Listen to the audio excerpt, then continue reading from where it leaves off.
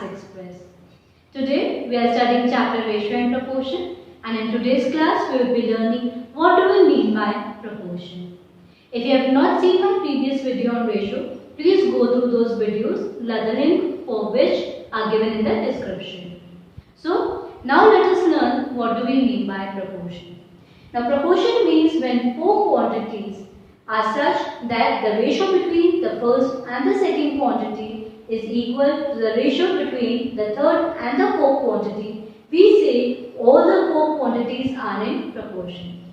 Suppose I have got four quantities A, B, C and D.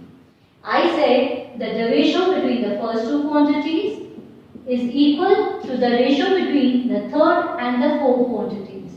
In that case, we say that these are in proportion. For proportion, we also denote it by four dots like this, which means A is to B is in proportion to, this sign is for proportion, is in proportion to C raised to D. So here we have got four quantities. In this, the first and the last term, that is A and D, are known as the extremes, and the here second and the third quantity, that is B and C, are known as the means. Right? Now here if you see, I have got all these. I said A ratio B is equal to C ratio D. If I have A ratio B is equal to C ratio D, I can write it as A upon B is equal to C upon D. Now when they are equal, we can cross multiply them. So we have A into D is equal to B into C. If you see, A multiplied by D, and A and D are the extremes. So we can say we have got the product of the extremes. So we have the formula product of extremes is equal to the product of means, is equal to the product of means.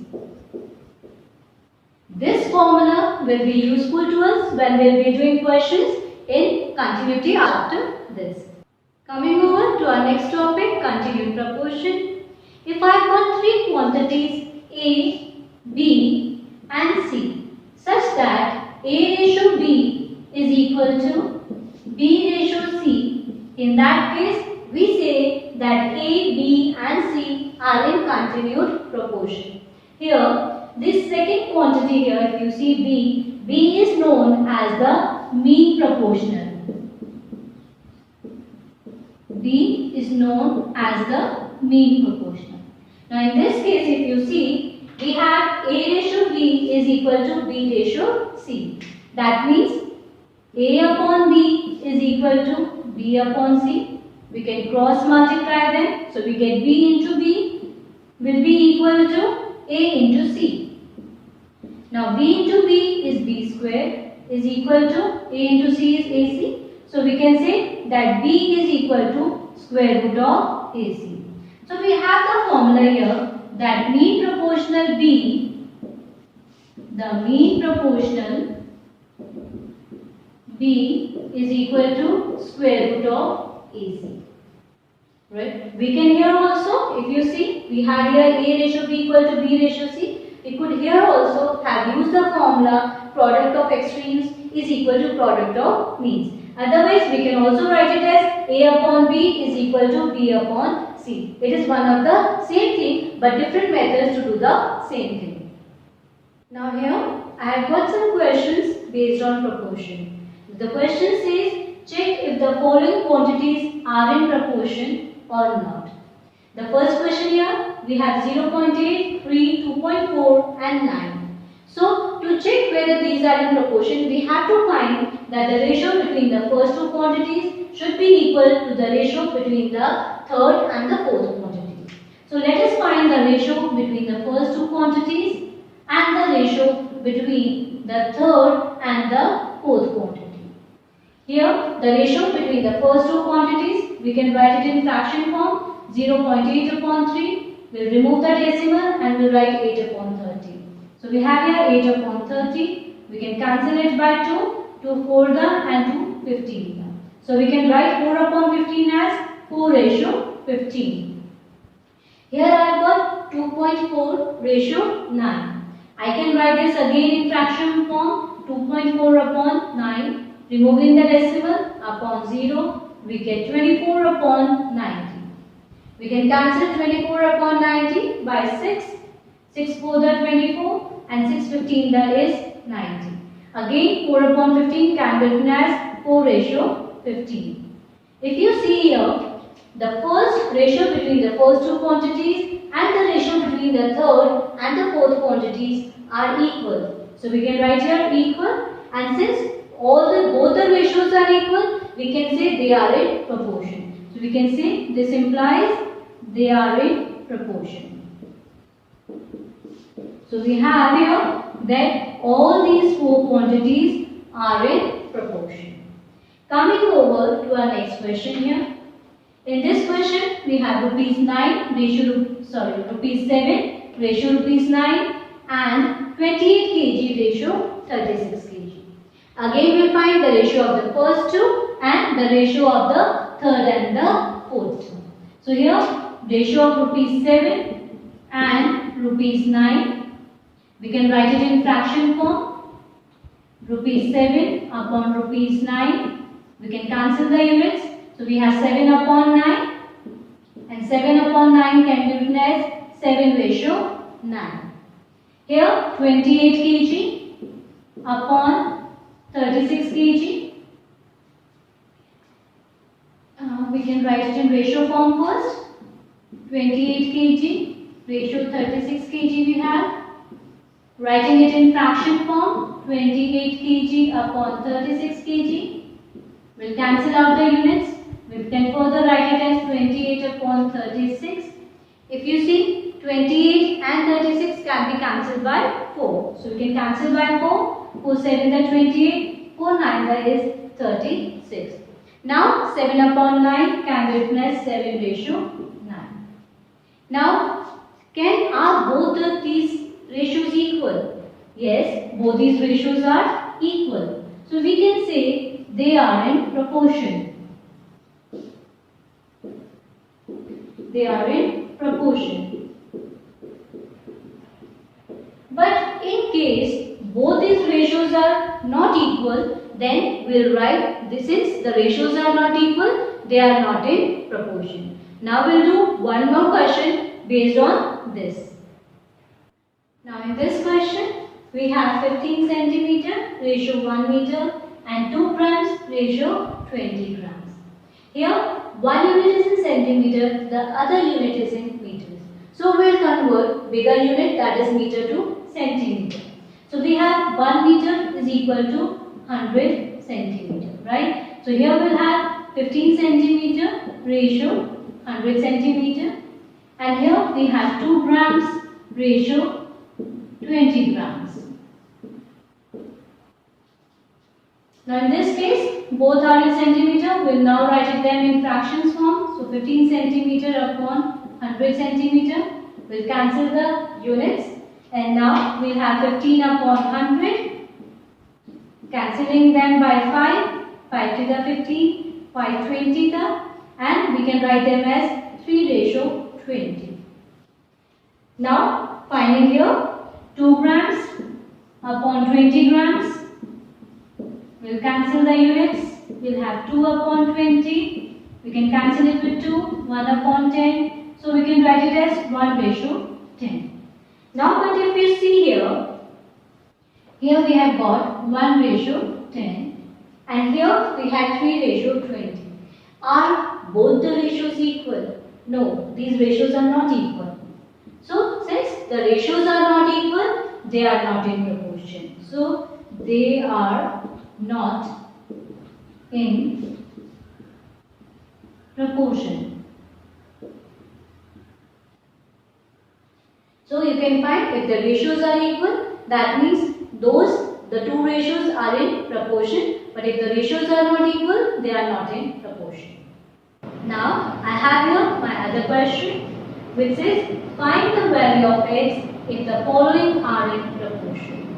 I have the first question, x, 7, 12 and 21 are in proportion. Now if these four quantities are in proportion, means that the ratio of the first two quantities is equal to the ratio of the third and the fourth quantities. Here x ratio 7, we can do it by the formula also and one more method. We'll discuss both the formulas and both the methods today.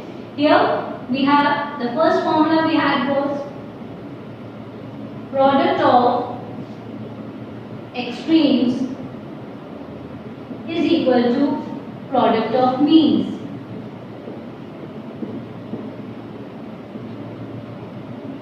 We had just discussed that the extremes are the first and the fourth term are known as the extremes. So let us find the product. X into 21 is equal to the means are the second and the third term. 7 into 12. So we can write x is equal to 7 into 12 upon 21. We can cancel here 7 and 21. 7 1 and 7 3 and 3 4 is 12. So we have the value of x is equal to 4. This was the first method by which we did the question. Coming over to our second method. Again we had these four quantities are in proportion. That means the ratio between the first two is equal to the ratio between the third and the fourth quantity. In the first question we had used the formula. Now without using formula, how to do this? We can write 14 ratio 42 as 14 upon 42, which is equal to x upon 54. Now we can cross multiply them. So we have x into 42 will be equal to, here we'll cross multiply 14 and 54. And we will get that x is equal to 14 into 54 upon 42. We can cancel 14 and 42 by 7. 7 to the 14, 7 6 are 42 and 6 9 is 54. So we have x is equal to 18. So now we have done both these questions with different methods. So any one which feels easier to you, you can opt that method for solving these questions. Coming over to our next question. The question says find the value of x if the following are in continued proportion. I have got here three quantities 18, x and 50 and these are in continued proportion. This means that the ratio between the first and the second quantity is equal to the ratio between the second and the third quantity. So we can use here the formula or we can write it in fraction form and then. So let us use the formula here. Product of extremes is equal to the product of means. So we have product of extremes is equal to product of means.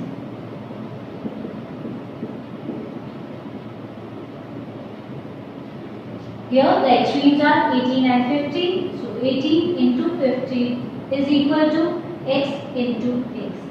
Now x into x is x squared and 18 into 50 is 900. So we can write 900 is equal to x squared.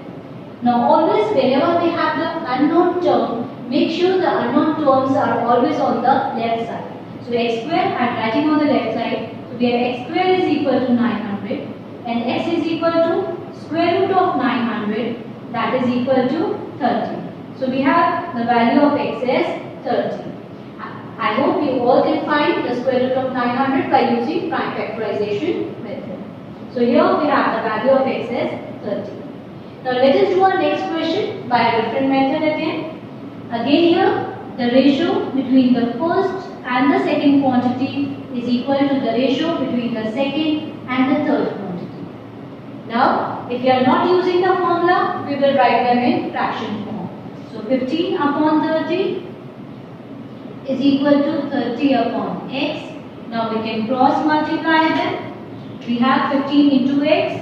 So 15 into x is equal to here 30 into 30. And now x would be equal to 30 into 30 upon 15. We can cancel here 15 and 30. 15 to the is 30 and x will be equal to 30 into 2, that is equal to 60. So today I have shown you how to solve these questions by two different methods, and you can use any of the methods which feels easy for you. This brings us to the end of today's class. Hope you all have enjoyed my video. We'll be coming up with more videos on ratio and proportion. And if you have not subscribed to my channel as yet, do subscribe my channel to get the notifications about the latest videos.